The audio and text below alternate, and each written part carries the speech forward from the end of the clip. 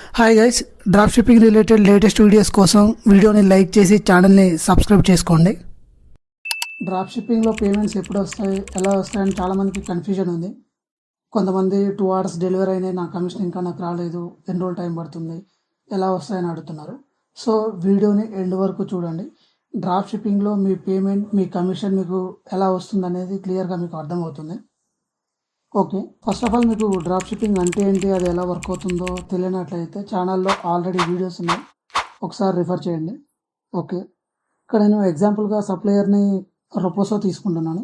Like supplier దగ్గర ఉన్న ప్రోడక్ట్ని నేను నా వెబ్సైట్లో లీజ్ చేసుకుంటాను. నెక్స్ట్ ఆ పర్టికులర్ ప్రోడక్ట్కి నేను ఫేస్బుక్లో యాడ్స్ అనేవి రన్ చేస్తాను. ఇక్కడ యాడ్ స్పెండ్కి నేను మనీ స్పెండ్ చేయాల్సి ఉంటుంది.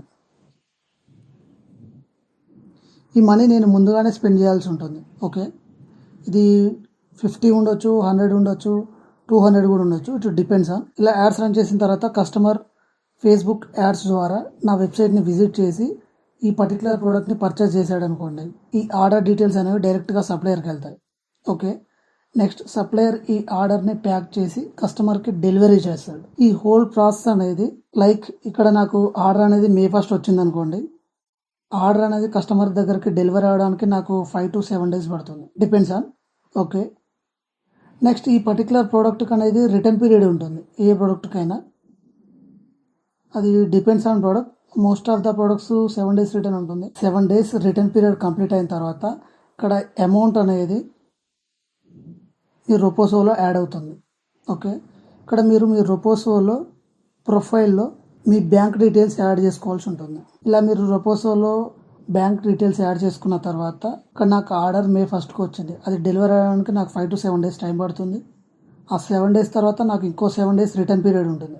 సో టోటల్గా నాకు 14 days. ఓకే, నెక్స్ట్ ఇక్కడ రొపోసో తీసుకున్నట్లయితే మనకు రొపోసోలో వీక్లీ పేమెంట్స్ ఉంటాయి. అవి మనకు ఎవ్రీ Friday క్రెడిట్ అవుతుంటాయి. ఇక్కడ మనకు ఆర్డర్ వచ్చిన 15 days తర్వాత మనకు అమౌంట్ అనేది క్రెడిట్ అవుతుంది. ఫైనల్గా మనం పెట్టిన అమౌంట్, మన కమిషన్ అనేది 15 days తర్వాత మనకు క్రెడిట్ అవుతుంది. సో ఇలా వస్తాయి మనకు డ్రాప్ షిప్పింగ్లో పేమెంట్స్ అనేవి. ఇక్కడ ఫస్ట్ మనం మన అమౌంట్ పెట్టి యాడ్స్ రన్ చేస్తాం.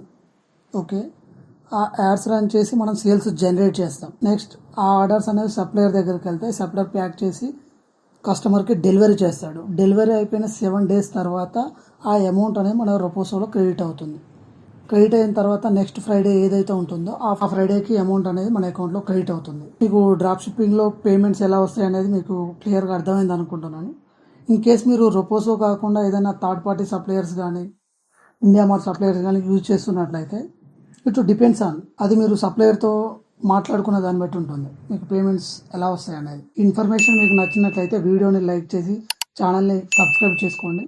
మీకు ఇంకా ఏమైనా డౌట్స్ ఉంటే కింద కామెంట్ చేయండి. Thank you.